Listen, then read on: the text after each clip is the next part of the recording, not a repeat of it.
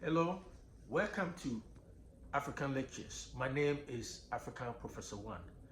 This channel, I know there's a lot of you who remember my name, my face, will know that I used to talk or have a discussion on the forum by name Offin River Forum. It's the same thing. I just changed the name. It's the name switch.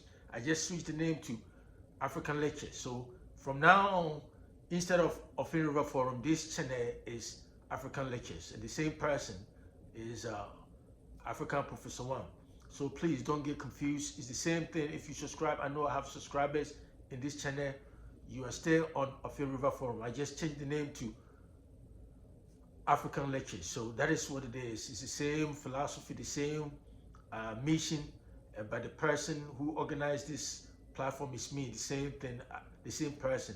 So please stick with me, subscribe, forward, recommend to your friends and family about this forum, and tell them how informative this platform is. I talk about a range of issues, economic, social, cultural, and a whole bunch of issues. And what is going on around the world, I discuss it. It can be a war between Russia and Ukraine, economic, pandemic, everything you can think of. You can find it. It's freestyle. And when I start from now, when I start talking about one topic, by the time I finish, I will switch to a whole bunch of topics, and that is how this platform is. Very, very informative. We don't embellish anything, no over dramatization. It's just what it is. We want to be very, very authentic and unique and different. And we don't want to mimic or copy anybody. It is what it is, and no editing or when I finish, I finish. That's it. So once again, this is African Lectures, and your spokesperson is African Professor One. So today's title will be so simple, since this is the first time the name change. I've been coming back because I've been missing in action for a minute, and so I want to make this brief, and I'll make sure that I will not be missing in action anymore. I will try as much as I can to upload videos at least once, if not twice, once a week. You hear from me. So please subscribe, recommend to your friends and family, and let them know about this giving forum, this particular forum, African Lectures. So today's topic will be focused on geography. Geography. How geography impacts or influences a country's politics and development. I said, this is the topic. The title of this conversation now is geography, or where in Ghana we say geography.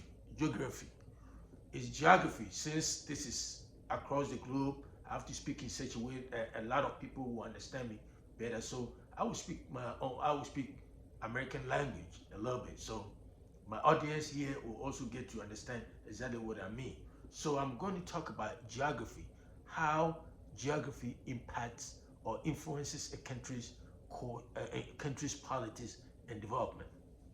Have you ever thought about geography, how geography influences or impacts a country's development and politics? Have you?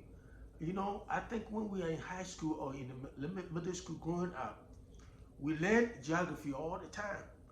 And a lot of times we take it for granted. We think geography is not that important. Everybody want to do science, want to be a lawyer, I want to be a politician, I want to be this, nobody. So when you tell your mom or your parents that you want to do geography, somebody may think, what is it? What is it? What are you going to do with geography when you grow up? Why do you want to be a geographer or geography? Why do you want to study geography? To go to college or university and study geography? But guess what? One of the most important components of every human development or every country development is geography. Why do I say that? Okay, first of all, let me explain what geography means. Geography does not have one definition. It has a lot of definitions. So I cannot give you one definition that will cater for that will capture the essence of geography. But for the purpose of this discussion, for the purpose of this conversation, this video, I would say geography deals with the characterization of a particular area or a given area and the functional relationship. You see how the area, what the characteristics of that area, and what does that characteristics, what functions, what is it, what does it, what do those characteristics brings to the table as far as that country development is concerned. See, when you are talking about, when you're dealing with that, when you're looking at geography from that perspective, when you are contextualized or you're dealing with things like that, then you are dealing with geography. You are talking about geography, the characteristics of an area. Say, for example, Ghana or United States. When let's, for example, when you say United States, on one side of the United States, it has Atlantic Ocean on the east side, and then on the west side, you have what? The Pacific Ocean, the deepest, the largest ocean in the world. And then in the north part, we have Canada. In the southern parts, we have Mexico. When you are describing that, you are talking about geography. For example, Ghana has gold, has diamond, has manganese, has bauxite, has oil, has this, have water bodies. We have Prairie River, we have Densu, we have Tano River, all kind of. We have Volta Lake. When you are talking about those things, you are talking about what? Geography. You are talking about geography. So now the question becomes, why is it important to your country development? You may ask, why is that? What has that got to do with development? Think about it. The reason Ghana, for example, has all these galamsey problems, our water bodies has been polluted, is because there's a country called Ghana, and in many parts of the country, it has gold. And so people feel like they can mine those golds and make money of it. And in the process of mining those golds, they are not taking care of the environment, and therefore the environment, the water bodies and all kind of stuff has been what? Polluted and been messed up. You see, that is what geography, that's the impact geography has on politics. And because we have that problem of what? God, I'm saying, almost all politicians, when they are campaigning for office, what do they say? They talk about the fact that they want to do things right. They want to implement some policies that can put a stop to galamsey, or they can contain the influx of galamsey, or the way people mine gold, right? Ghana depends on cocoa as one of its leading foreign exchange earner because of the topography, or because of the land of Ghana is conducive for the growth of cocoa. And that's part of geography, because we have human geography and we have physical geography. Because Cape Coast, when you go to the southern part of Ghana, we have the Gulf of Guinea, or we have Atlantic Ocean.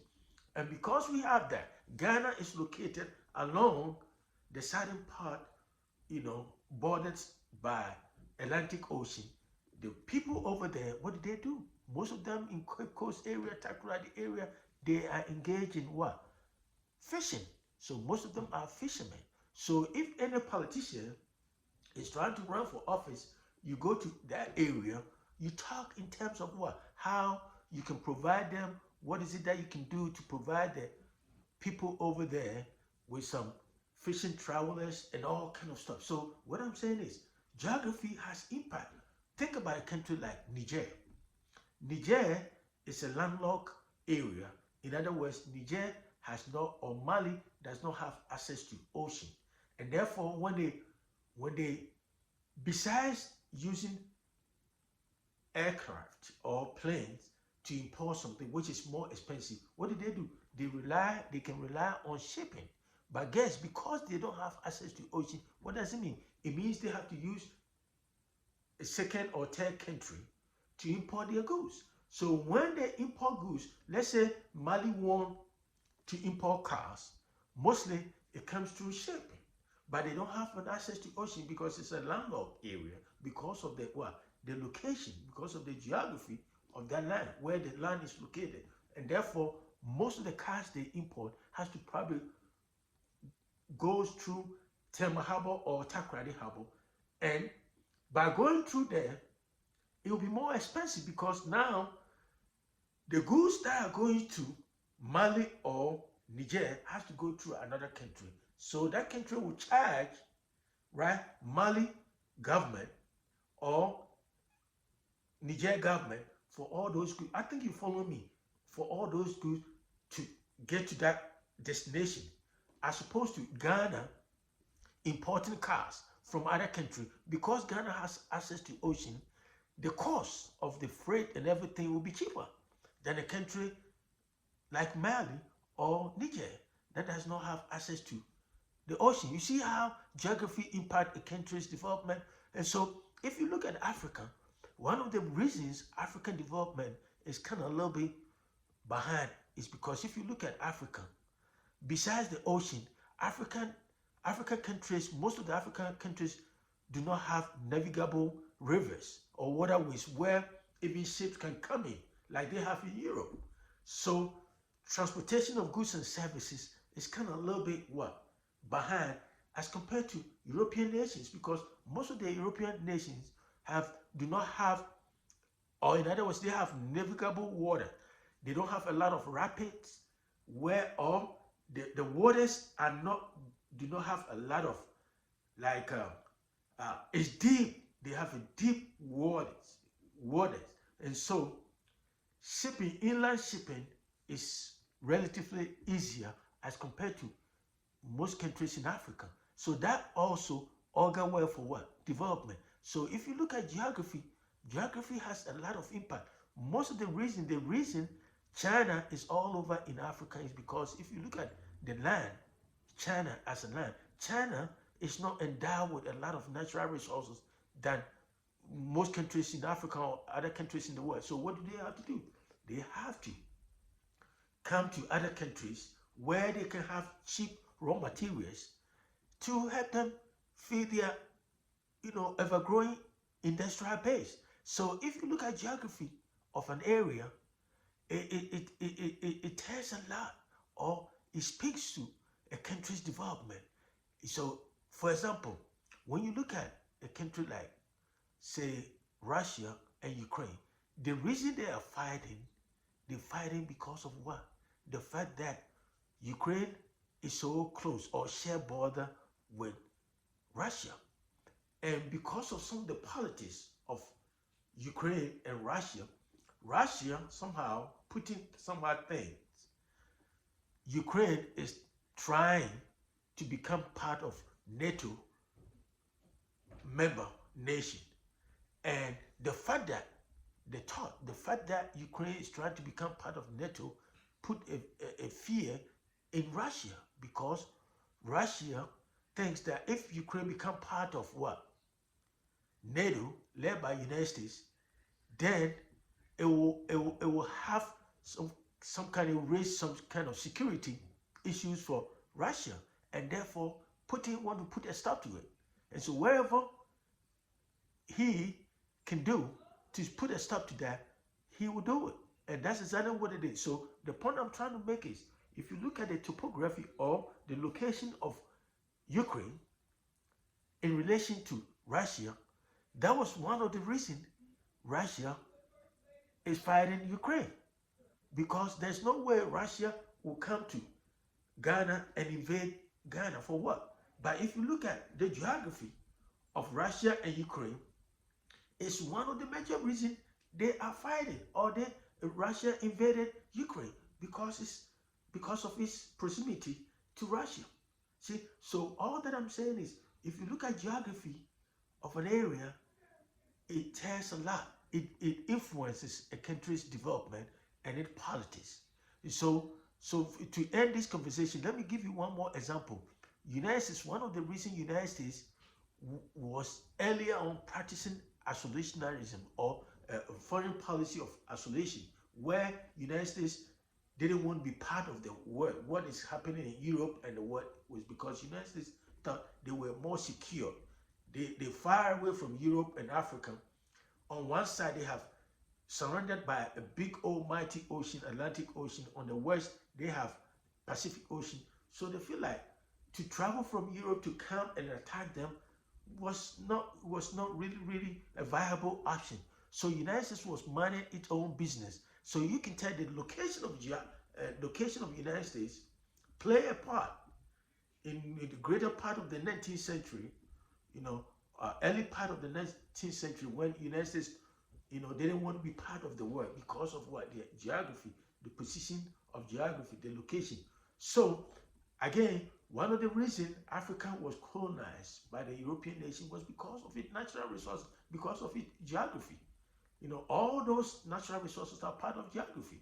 And so they feel like they want to come and get part of the resources in Africa to go and develop their land. So to cut it short, in short, what I'm trying to say is geography is very, very important. So when you go to school, don't overlook or don't discount the importance of geography because it has a profound influence on a country development, how a country develop, and even it influences a country politics. The choices our leaders make, the collective decisions leaders make, as far as politics is concerned, is determined by the country's geography, either physical or human geography. So that is what I have for you. This is um, African Lectures, and once again, the African Professor One. Please subscribe and share with friends and family. Recommend this forum to everybody, and I will talk to you another time. Have a great day.